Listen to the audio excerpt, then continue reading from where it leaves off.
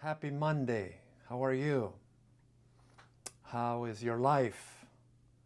I have a lot of peak experiences today, a lot of experiences in Chicago. And I enjoy doing the ministry as I travel to different places to preach about Jesus. You know, I have the best job in the world. They pay me to talk about Jesus the whole day.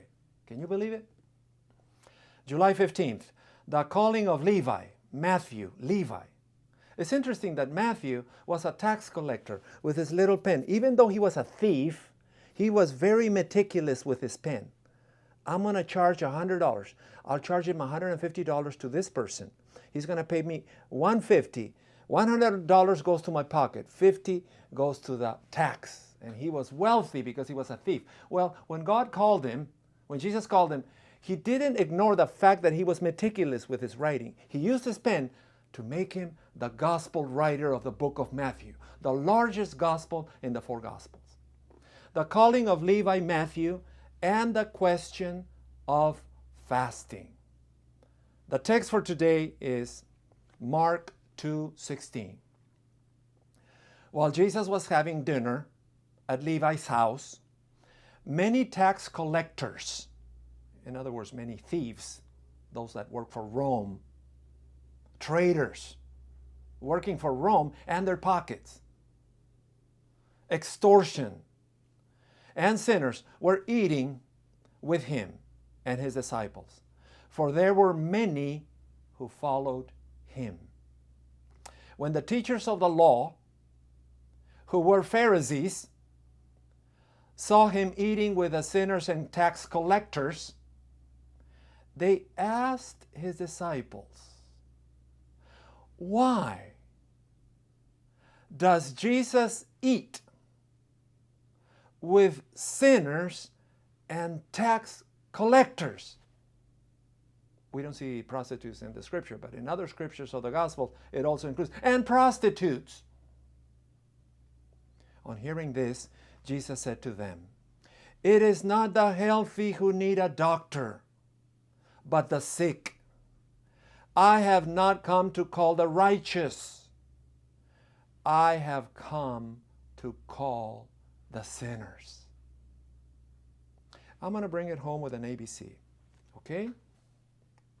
It's an Alejandro Bullón classic. I consider him the best preacher in the world. When he was 20, he was assigned to preach at one of the slums of downtown Lima, probably Cerro San Cosme, probably El Agustino. I don't know. Probably La Parada. This is the poorest of the poor, the most dangerous slum in Lima. So he's assigned, and as a preparation for the day of the opening, grand opening of the 90 nights of preaching. In those days they preached 90 nights. It was an evangelistic series of 3 months. You were supposed to really preach the doctrine. So in one opening night, in the preparation, he's giving out flyers here from door to the last door, when all of a sudden somebody pokes him with a knife and says, "Give me your money." Pastor says, "Okay, take my money.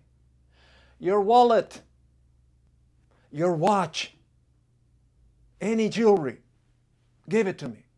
Your life or your money." Pastor said, "I choose my life. Thank you. Spare my life. Don't kill me. Take everything." Pastor, the thief looks at the watch and he grabs it, he puts it in his pocket, and he disappears right up in those slums of Lima, Peru. He preaches opening night, a lot of people there. Second night, a lot of people there. At the end of the week, it was packed. He almost had to do multiple services because he's preaching with power. He is the best preacher on earth. And all of a sudden, he sees a person coming to the back.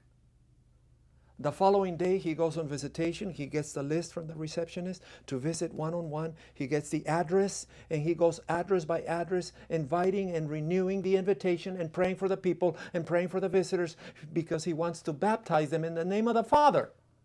So he bumps into one door, and he goes to the door and says, "Can I speak with Jorge Roberto?" And Jorge Roberto hears a voice and sees the man. He goes into hiding.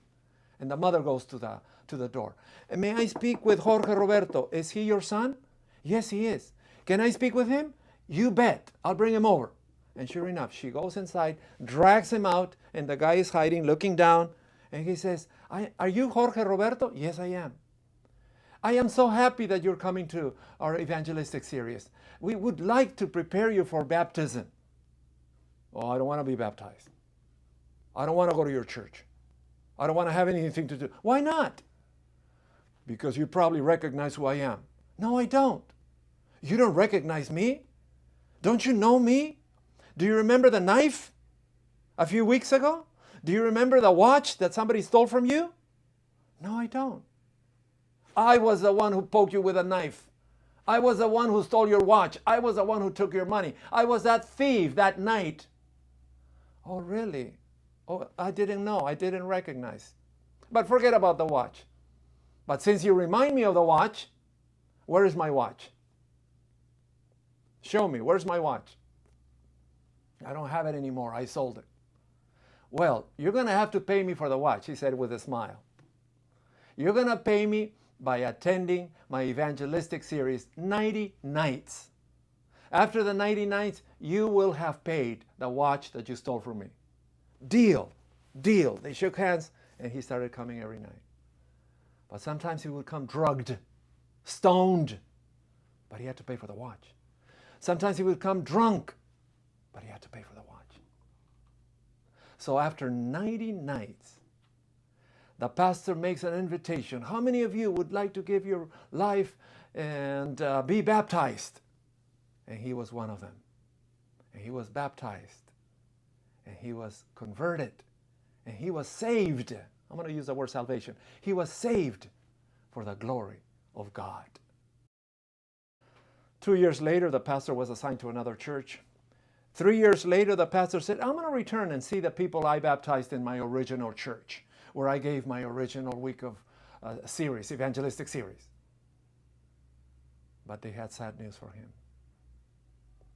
The head deacon said, "Pastor Jorge Roberto, a few weeks ago, was coming out of the church with his Bible and his hymnal, with his white shirt and his tie. He was coming out of the church when all of a sudden former gang members that he used to belong before were doing a cleanup, record cleanup, and destroying all evidence. And they saw him coming out, and they stabbed him in the stomach 10 times, and he bled to death in front of the church. But before he expired, he ran to my hands, Pastor, and he put his head on my hands. And with a smile in his face, he was able to utter the final words, 'I'm happy that one day Jesus changed my life. Jesus converted me. Please tell Alejandro that I will see him in heaven.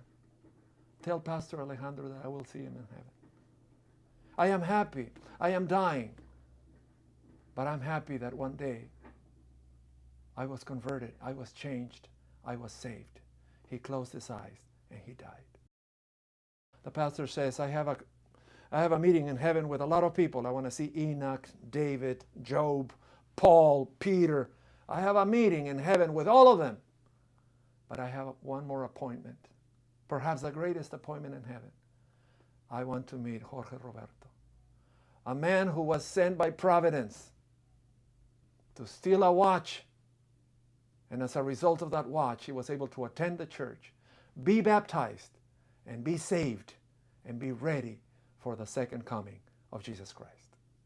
Talk to you later. I'll see you tomorrow.